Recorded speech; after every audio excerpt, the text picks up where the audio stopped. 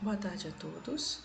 Vamos dar continuação às nossas aulas da disciplina de Análise Laboratorial Bioquímica e Hematológica. O tema da nossa aula de hoje é a alteração morfológica das hemácias. Para falar então sobre esses eritrócitos, nós temos que focar diretamente então na série vermelha. Então a série vermelha ela é composta pelos eritrócitos e pelos reticulócitos, lembrando que os reticulócitos eles não possuem a capacidade de acoplamento ao oxigênio, ou seja, ele não carrega oxigênio, ele seria uma célula intrusa na nossa corrente sanguínea, e essas hemácias que são as que possuem capacidade de oxigenação. Dentro dessa capacidade de oxigenação, nós temos as morfologias, diversas morfologias dessas hemácias. Então, aqui, como exemplo, estou mostrando para vocês uma hemácia em formato de foice, que ela é bem característica da anemia falciforme, e ela não consegue carregar oxigênio suficiente, justamente por conta dessa conformação, dessa morfologia dessas células. Relembrando um pouquinho nossas aulas anteriores, a gente vai falar também sobre a célula-tronco, que é a célula totipotente ou a célula pluripotente, que é chamada também de célula-tronco, stem cell, né?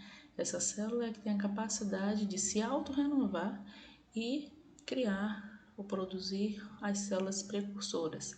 Quando a gente fala diretamente dos nossos eritrócitos, a gente fala então da precursora mieloide, que vai originar então as minhas células progenitoras. As minhas células progenitoras, então eu também quero falar de eritrócito, vou falar diretamente das minhas BFUEs, que são as unidades formadoras de explosão, e as minhas CFUEs, que são as unidades formadoras de colônias eritrocíticas, com a atuação direta do hormônio eritropoetina, da testosterona, que a gente também falou nas aulas anteriores, associada a fatores de crescimento e fatores de maturação, como a interleucina 3, a interleucina 6, que a gente também falou bastante nas nossas aulas. Eu tenho a produção e a maturação desses meus eritrócitos. Então, eu relembro que eu tenho a célula-tronco, que vai me originar as células precursoras, posteriormente as células progenitoras. A partir da progenitora, eu tenho os processos maturativos até a originação, a origem dos eritrócitos. Dentro dessa maturação eritroide, então aqui mostrando mais uma vez a minha unidade formadora de colônia, tá? Onde eu tenho, aliás, a unidade formadora de colônia é mielocítica, tá?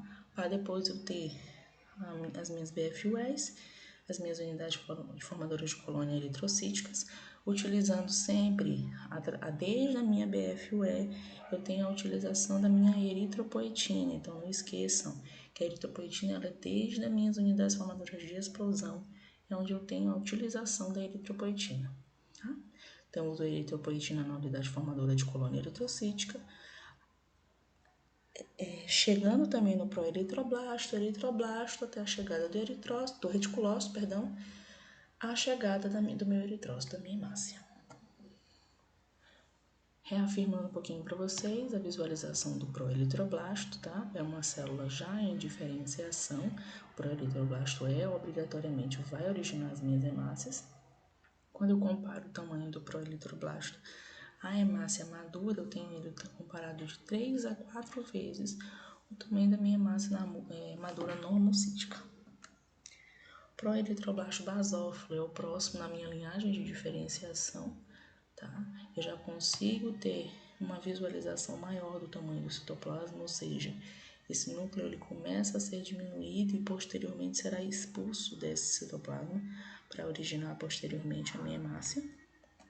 Após, nós temos o eritroblasto policromático, onde a gente consegue visualizar uma diminuição do tamanho, a gente teve uma mitose considerável aqui, a divisão em duas células, tá?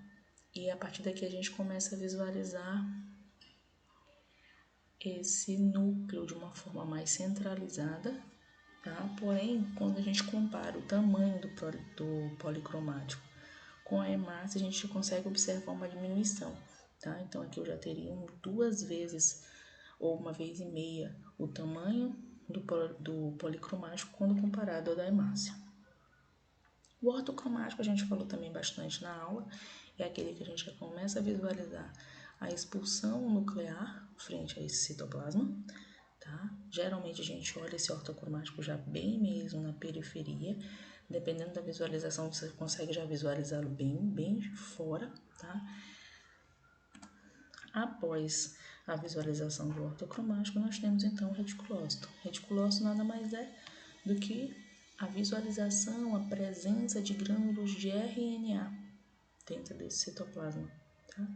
Devido a essa conformação, esses reticulócitos ainda não possuem a capacidade de carrear o oxigênio para que esse oxigênio seja mandado para os tecidos e posterior metabolização. A partir daqui, então, após a visualização dos reticulócitos, nós temos as hemácias ou então os eritrócitos, que é a finalização desse processo maturativo. Lembrando a vocês que esse processo maturativo ele ainda é feito na medula, tá? Então a maturação ela não é finalizada na corrente sanguínea, não, ela é finalizada ainda na medula óssea, tá? Bom, e aí falando então da nossa aula de hoje propriamente dita, a gente vai falar sobre as alterações de forma dessas hemácias, tá? Em que a gente tem que ela pode ser chamada também de poiquilocitose. A poiquilocitose, então, é quando você visualiza naquele esfregaço sanguíneo diversos tipos de morfologia dessas hemácias.